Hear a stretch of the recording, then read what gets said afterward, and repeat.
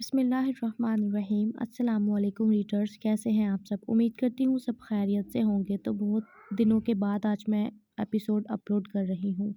One side love की पीछे की आवाज़ों को प्लीज़ इग्नोर।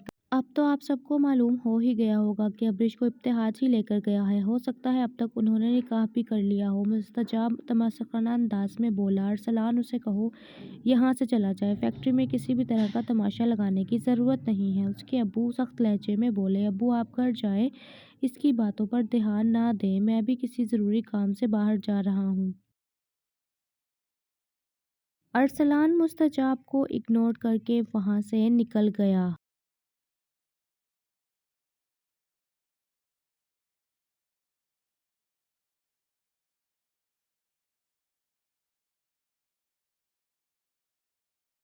एक तो ये औरत मुझे नहीं जीने देगी सुकून से। अरसलान ने आखिर फातिमा की कॉल अटेंड कर ही ली। हाँ बोलो, क्या बात है, मेरे पास ज़्यादा वक्त नहीं है।